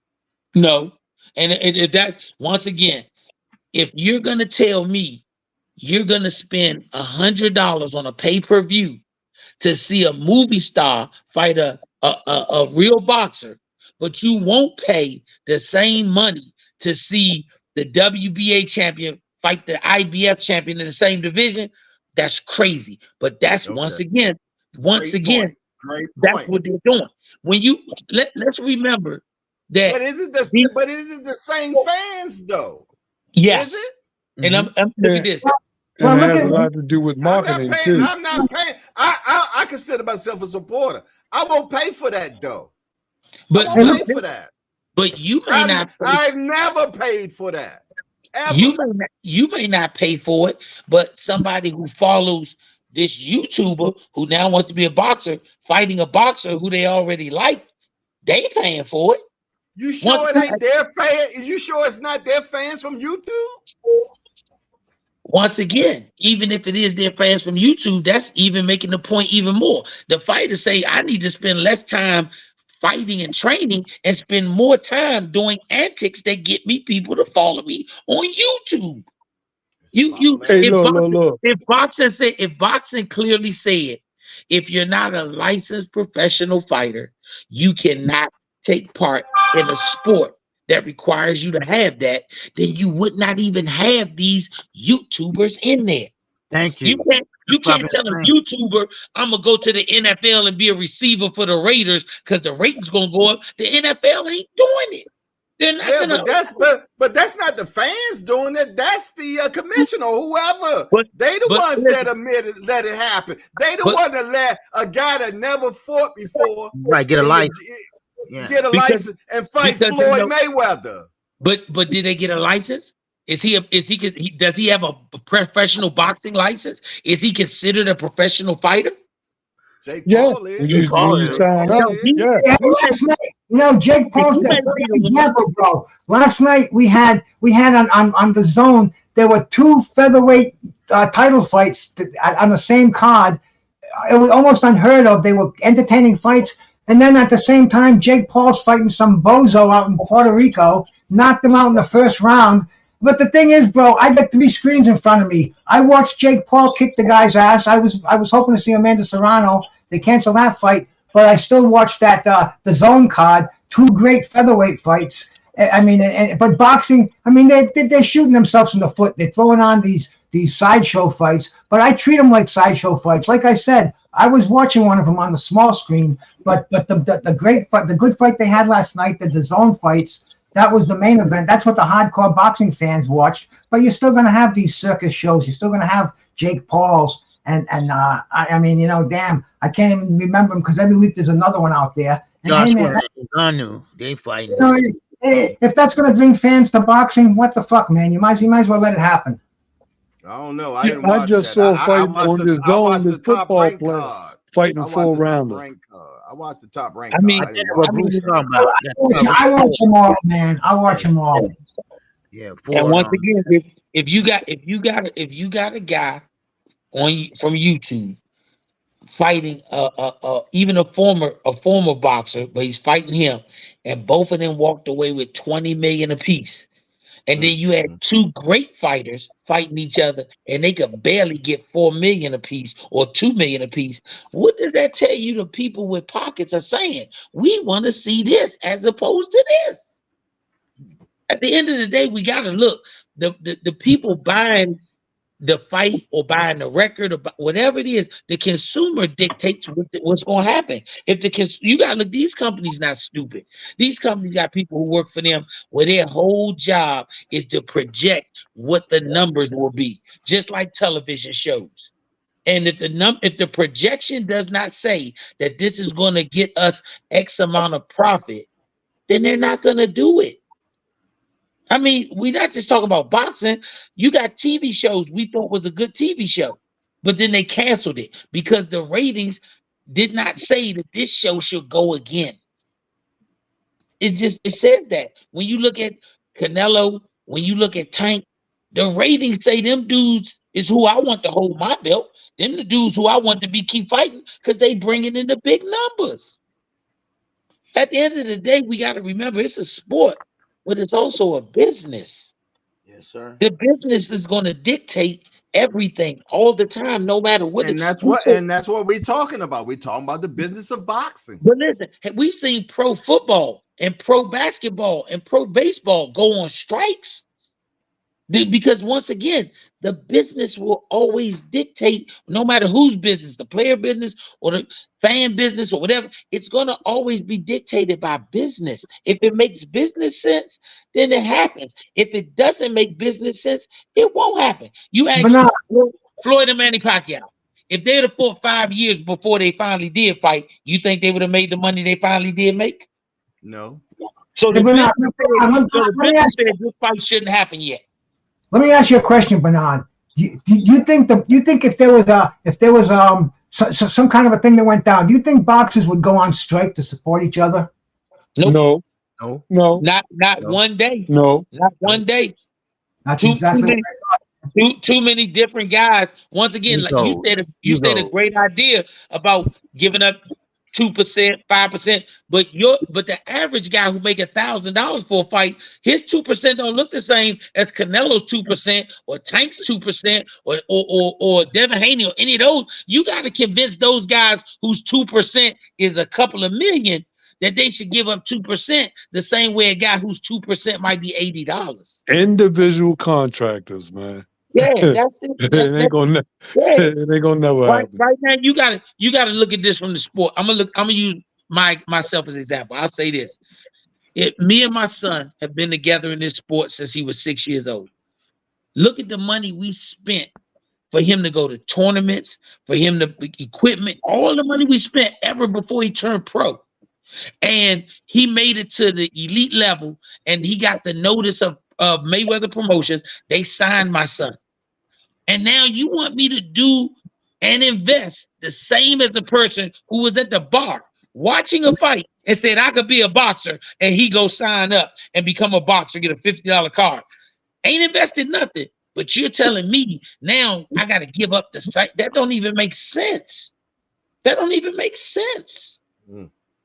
It took my son. My son turned pro at 18, signed at 17. So we did 12 years of boxing just to get to the point where somebody would sign us. And that it's like we don't want to, that doesn't mean anything. That 12 years don't mean nothing, but it means something to all of the fathers and parents and families who've invested that into those guys. When they turn pro, I tell anybody, my son could win a fight, and he's not a stingy guy. He said, Dad, I won $20 million. I want to give you back everything you invested in me to get me to the point where I can win the $20 million. Because believe me, you ain't rich the day you sign, even if you sign with a major promoter. So if he did that, he damn near giving me and my wife a third of that. Because we done put that much money into him. You got to think it's more than just, when you say make it fair across the board, listen to both sides that are making fair across the board. If that's the case, make it fair across the board for us, because we got 12 years before this. What do we do about that? And then, you know, Jay said something made sense. How would I feel? This is what I say about I'll feel one way, but I'll voice it differently because I know what he's put into getting to this point. Life, see, that's the thing. I think people got it confused. They say fair is not outcome. Fair is opportunity. That's where we have the confusion. Everybody has the opportunity that steps into it whenever you step into it. But your outcome doesn't mean it's fair. If that's the case, everybody would say it's not fair if I ain't a millionaire. If you would say NFL ain't fair because you just can't go sign up for the NFL. But you can just sign up to be a pro boxer. Right. Okay, but but would you agree that boxing is the wild, wild west? Yes, I would say that it is. And it's not going to stop being the wild, wild west if you put regulations on it. It's just going to have less people with guns. But there are regulations, but there are different regulations throughout. Yeah, that's all that is. I don't think that's going to change the face of boxing. It's just going to eliminate. I think about the guys who will never be world champions, but they're using boxing to supplement their family income. That guy's gone. Once you create this, that guy's gone. What about the small promoters who are able to do cards now that if you put these new regulations and stipulations, they can't afford to do cards? Now that guy who might have only fought in the bar rooms, he don't even get that opportunity no more because now the bar room is gone. You taking money out of his pocket. So what do you say? What do you say we do, Bernard? Keep it the way it is, and Yeah, himself. yeah. I mean, honestly, it's sad but true. But I don't see how you change it unless they had one NFL, like you had one governing thing, and you're never gonna get all of these promoters to ever agree to that, because then that undercuts their value. Because if it's one league, if it's the NFL, why does it matter which team I play for? I'm gonna still get my money. That's heavy, man. That's heavy, man. But it got to be an answer to this, man, because it's we've been looking for that answer, man, for over 100 years, man. Look, Jay. Al Heyman is not going to agree with Oscar De La Hoya. Oscar De La Hoya, Al Heyman, and Eddie Hearn, they got different ways of doing business. Right. And so they're never going to agree on one thing. Cause Oscar think Al trying to take over, and and Bob, he want to go old school with it, But now you got younger fighters coming in today and pushing the old ones out, like the old Golden Boys. They went over to PBC, like Keith Thurman, Porter, Garcia, Danny Garcia. Those guys are going pushed out now. And now we got the younger guys coming up, from Top Rank, Carrington, Shoo Carrington, and all the rest of the guys. So maybe the young minds can change and start taking hold of their own careers. All it needs is one to do it. But they were still tutored by the old guys, man. So they still want to have some of the same habits and the same ways of the old guys. How do you take control of your career if you're not number one, you don't have a businessman or business mind concept. Number two, you don't have the financial capability to take over your career. And number three, you going to a table that's already been set. Jay-Z and 50 Cent couldn't even get at that table, and them dudes got money. Hey, if you're 50 and over, you don't have to ask to be on the panel. The link is in the chat. 50 and over. We called at the door. I can tell if you're 50 and over. You don't look that good. So if you're 50 and over, show your ID at the door. We got bouncers in here, man. Yeah, we do. So you don't have to ask, can you come on if you're 50 and over? Sorry about that, fellas. Nah, that's it. But yeah, I mean, that's just the reality. But what you're telling me is that we should just give up. We should not keep talking about this, and one day maybe we figure it out, man. What I think in our lifetime is not going to be a change. I mean, that's a good point he made. These young guys, these young guys, like his son. His son is young, and his son can't come in and take over his career or things like that unless he hires someone. But you can't even hire nobody. I mean, just be realistic about it. You ain't got we ain't coming in as millionaires. Right. And you trying to sit at a table with millionaires and tell them how they're gonna do something where they're gonna prosper with or without you. Mm-hmm. And then if you look at the situation, it's like everybody always said, if these kids go to HBCUs, we'd be just like Notre Dame. If you've been 12 years with your child and he's a basketball player, he's the number one player in the country, especially with this NIL money, you gonna tell your son be the poster child for doing the opposite thing? You're crazy. Right. Nobody's gonna do that. Nobody's gonna say after 12 or 13 years of hard work, you're gonna be the poster child that's gonna go the direct opposite way. I'm not gonna tell my son to do it. Because if it go wrong, everybody else gonna go the normal status quo. We gonna still be on here on Sundays, and they're gonna say, "Man, that kid made a bad decision." Right. That makes sense. Big Dose, welcome. Hey, salute Jay, and salute to the panel, man.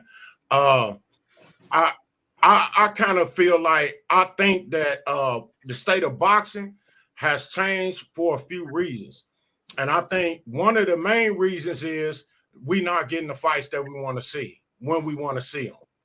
A lot of people got turned off from what happened with Mayweather and Pacquiao, boxing lost We a lot. already talked about that. Yeah, I know. But boxing lost a lot of fans then too. And now we still seeing it to this day. That's one thing. The other thing is with piracy, with fire sticks.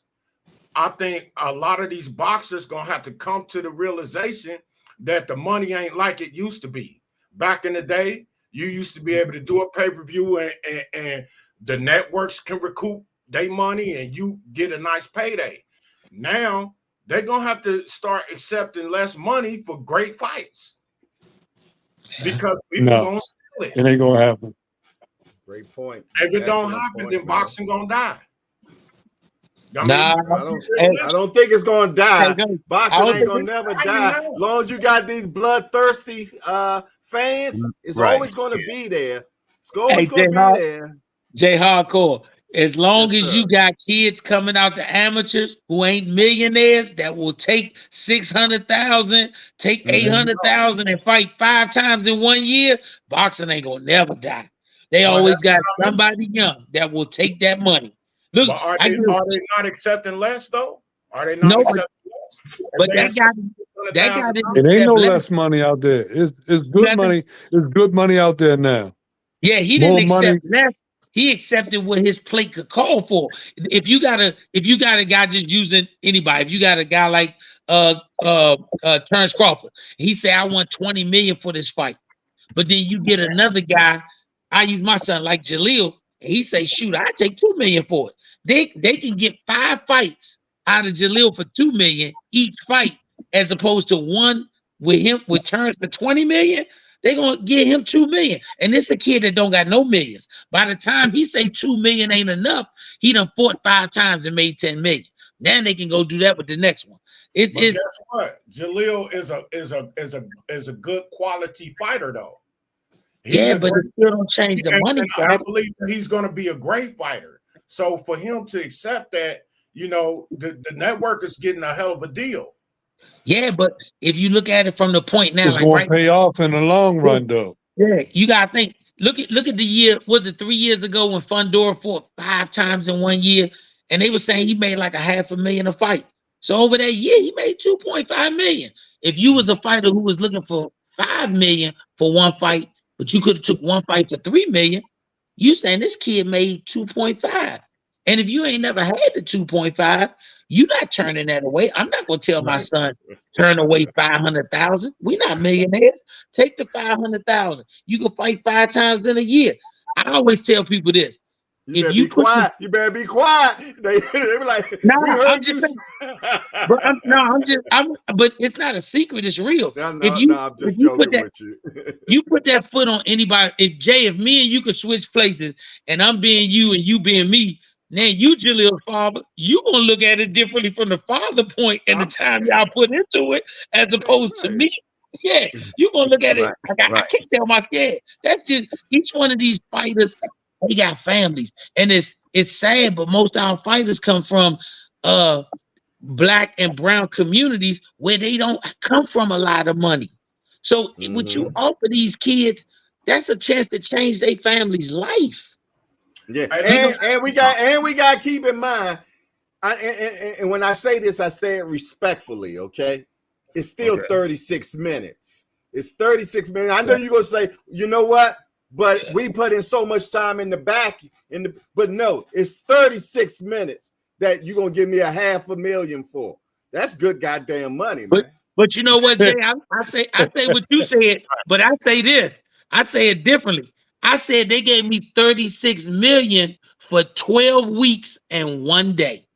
Because from the time we signed that contract, I know 12 weeks from now, I got to make that weight and I got to get in that ring. So they didn't pay me for 36 minutes. They paid me for 12 weeks and 1 day. Facts. Let me ask y'all something. Which fight do y'all think was more anticipated? I mean, despite what the numbers said. Tank versus Ryan or Bud versus Spence? Oh shit. Bud Spence. Tank versus Ryan. But that's because you know what the numbers are. I'm talking about despite the numbers. Nobody sitting here like, oh man, I can't wait to see Tank versus Ryan for years. Who was saying that? No. Let me say why I say Tank versus Ryan. And don't you say. Yes, the Bud and Earl Spence was more talked about for more years, but when it came down to what the box office and not the box office sales after the fight. Listen. I'm not talking about the box office after the fight. They were already saying he got this many social media fans on YouTube. He got this. They weren't saying Ryan is the greatest fighter. They're saying what we can anticipate. It's like a movie. The movie anticipation of what it potentially can make. Right. That's what nobody answering the question, because earlier you were saying about how these boxers shouldn't have to worry about social media or getting their social media up, but that's what it is now. And that's the times we live in. Right. Now you got it. That's part of your job. You got to get you 100%. You 100% right. And all that. You know what I'm saying? You 100% right. And you know what made you 100% right? The night that Floyd Mayweather fought Logan Paul, and he got more money than at least 7 or 8 guys who were defending world titles against #1 guys. That showed that right there.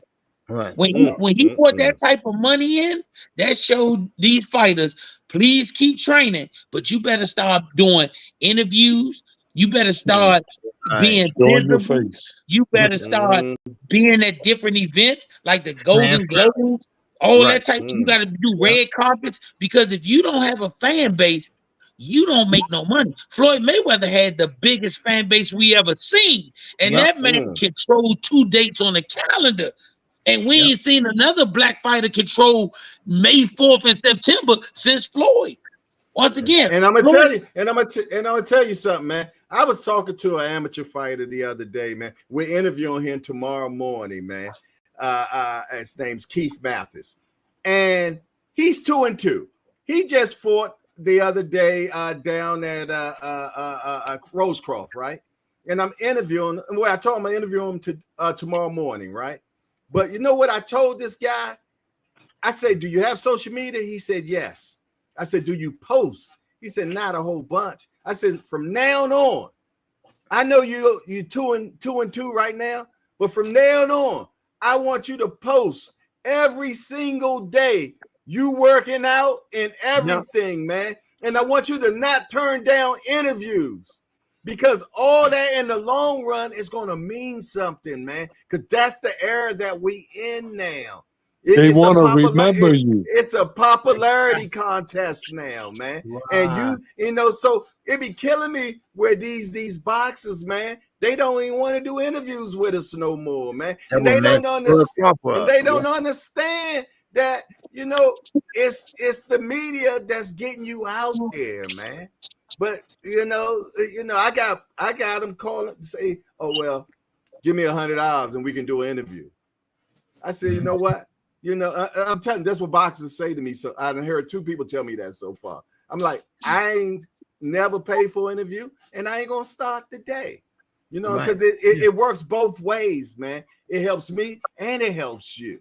We're in the social media world right now. It's so easy for these guys to get out there. They don't even have to leave their apartments with YouTube, with Facebook, with FaceTime like this, like we're doing now. I mean, dude, when I was a kid, I was working with a radio station. We had to get Marvin Hagler in there at 5 o'clock in the morning to do a fucking interview. I mean, it ain't like that anymore. And these guys don't realize how easy it is to get that exposure, because this is what you need in this day and age. Yeah. So man, they should take pages out of 2 people's book. Floyd Mayweather laid the blueprint, and then you better take a page out of these YouTubers' book and put both pages together, because you're not going to be able to do it without a fan base. Why? Right. Once again, if you make yourself the promoter, why would I give you $1 million and you ain't got but $100 worth of fans?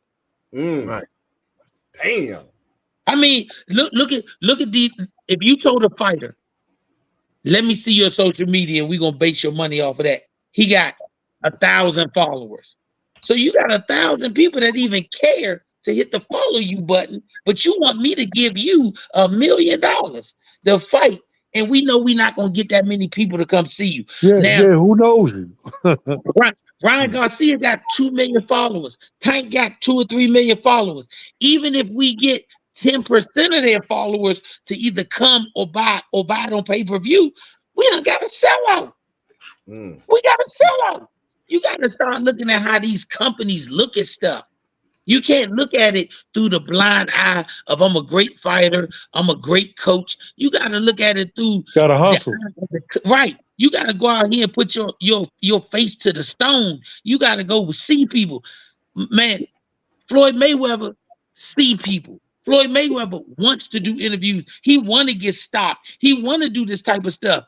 But you got a fighter that ain't got 10% of Floyd Mayweather's following, talking about I don't do interviews. I got this big entourage. You got 30 security people around you from your neighborhood, and ain't 3 people recognize you walking through the mall. They recognize you got 30 people with you, so they think you might be somebody, but they don't know who you are. When Floyd Mayweather walked through a mall with 4 security officers, he can go to the bathroom at the movies. They be like, that's Floyd Mayweather. Exactly. That's why he deserved that money that has generated. I think sometimes people forget Floyd Mayweather didn't start out as Money Mayweather. He was Pretty Boy Floyd first. Floyd Mayweather Jr. He went through a bunch of stages to get to where he at. Right now, they say Floyd ruined it. Floyd didn't ruin it. He showed you the stages. These guys they don't want to be Pretty Boy. They just want to be Money Mayweather. You can't do that. You got to hit the blueprint out. You got to hit them pieces in between. Just like I told you a couple weeks ago. Guy said Floyd Mayweather ain't no knockout artist. I said, okay, why isn't he if he knocked out 50% of the people that he fought? When the guy you were telling me, he knocked out maybe another 5 or 6 more people. Floyd beat a lot of people to get to where he is. And they made it and still pushing that social media because he knows it makes him stay relevant. It makes him stay relevant. See, a lot of people forget about Pretty Boy Floyd. I mean, Pretty Boy Floyd, and he go skip and go to Money Mayweather. Straight to Money Mayweather. That's crazy. That's the part that made. Once again, if we saying fans don't want this, Floyd Mayweather do an exhibition and get $20-40 million. Yeah. And you got a guy with a title who don't want to do interviews. He begging or he mad because he's saying, y'all gotta come see me. But guess what? He can't give it $1.5 million. Do what Floyd doing. Make your face visible. Be places. Do different stuff. You can't hide from your fans. We the only sport where you got guys hiding from their fans when they get a title. I'm not hiding from my fans. If my son, my son won a silver title. Anybody who wanted to take a picture with him with a silver title, he's taking pictures with him. That's right. We get high posts. Oh man, 2 weeks ago you wasn't the champion. I can come in your gym. Ain't nobody standing at the front door. You win a title, you got to do that at the front door. Talking about, you can't come in today, the champion here. What are you talking about? What are you talking about? Every kid that come to my son with a pair of gloves, my son asks him, do you have a marker? I will sign him. Any kid that, when they asked my son to go to elementary schools, he was just at one last week. It was a little kid that was my son. I'm gonna post that clip. His Black History idol was Jaleel. And my son made sure he was at the school and he took a picture with this kid. You gotta do that stuff. When did we get away from doing that stuff? Yeah, Ali was kissing babies, man. Right. Yeah. When did we get away from that? But they want to go hang with a rapper. When did we get away from the champions one that prove that they're the best out there? When we get away from that too. You right about that? And you gotta be a showman too. You know, it don't hurt to be a showman too. You know, you be exciting. You know, so they know when you come and you gonna fight, you're gonna be exciting. Not only in the ring, you know, going to the ring. Remember when dudes used to put money into their outfits? Man, you knew a dude was gonna come in with something slick. Every time Floyd fought, you had people that was just coming to see what he was. What he got going on, right? Yeah. or Sugar Ray Leonard coming in with the tassels on his shoes. Right. When Ray came in there with them tassels on them shoes and he started doing the shuffle, woo! I mean, what happened to like the brother just said, what happened to the piece of showmanship? Since my son pro debut, I always tell him, son, your outfit got to be just as memorable as your fight. You got my son don't do robes, he does messages on his t-shirts. Every time it's people who have texted us because they want to see what the next message is. You got to give people a reason to want to see you. And this is the business of boxing, of what we're talking right now, and that is so imperative. And I hope fighters are listening to stuff like this, because it's imperative, man. It's so important, man, for you to engage with your fans, man. Don't hide from them. Don't hide from them, man. Man, you know why people want to fight Rolly? Because Rolly sells fights. Ryan sells fights. Remember, you remember Marvin and a couple of guys on here. Y'all remember Ray was mad at Donnie Lalonde for not selling the fight. Yeah. You gotta sell the fight. Ryan sells fights. I love watching Rolly, whether he win or lose, because Rolly gonna sell the fight. He gonna talk about because he talk crap, man. I wish Rolly would fight my son. My son get a chance to fight Rolly. I know that's gonna be, boy, he gonna say some crazy stuff, and I'm gonna be laughing. My son gonna be mad at me, like, man, he called you a big head or something. He's gonna make you gotta sell fights. Rolly said, Rolly said you're ugly.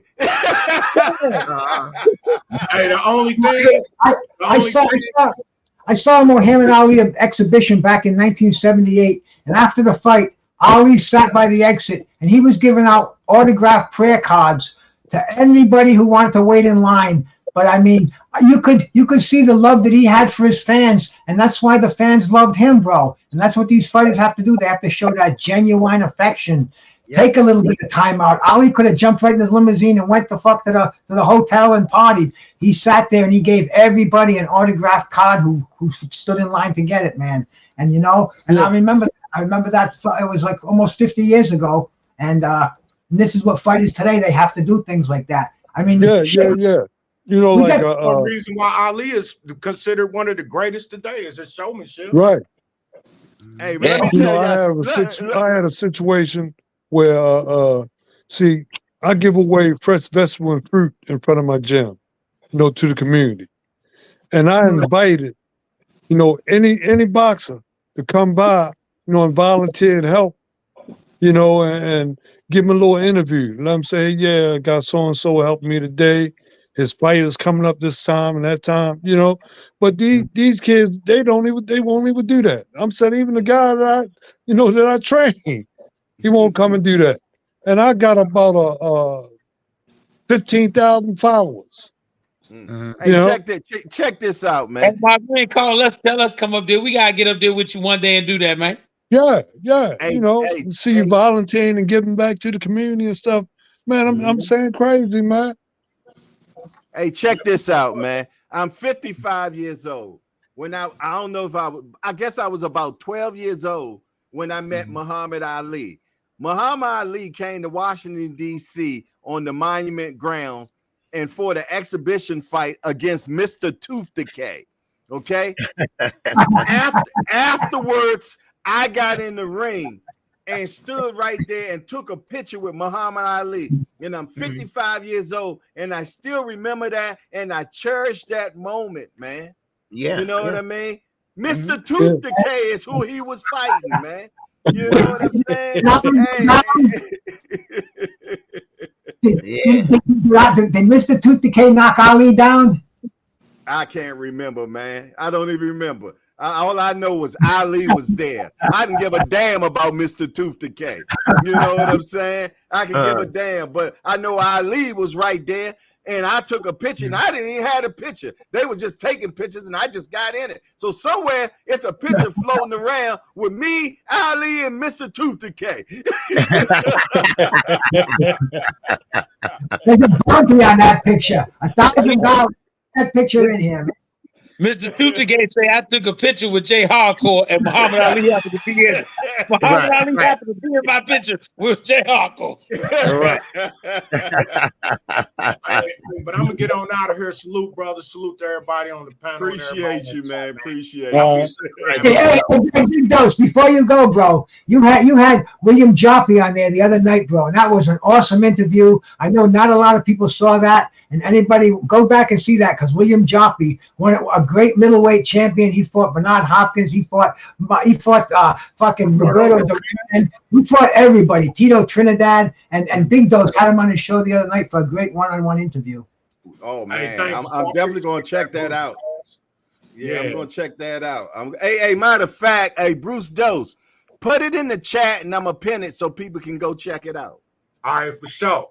Hey, Bruce, send me that link on my Instagram. The link for Big Dose's show. Yeah. I don't even do Instagram that much.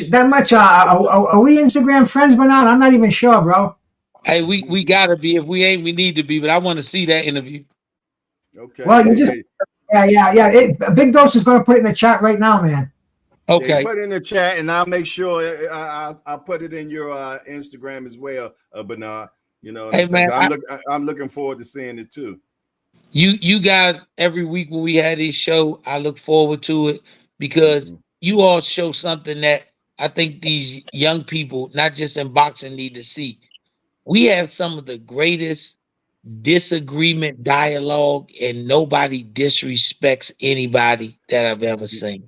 Yeah, and that's the thing we barely disagree. Yeah, I mean, it's the thing I appreciate the most is that we have dialogue as men, and we're showing other young men you can have dialogue, and we don't have to always agree, but still be respectful amongst our conversation. Well, that's the hangout. That's the hangout model, though. Yeah. That's what I enjoy about it. When I look back, and Bruce always bringing up something, and I go on YouTube, Bruce, and I look at some of the stuff after you say it because I want to see some of these fights.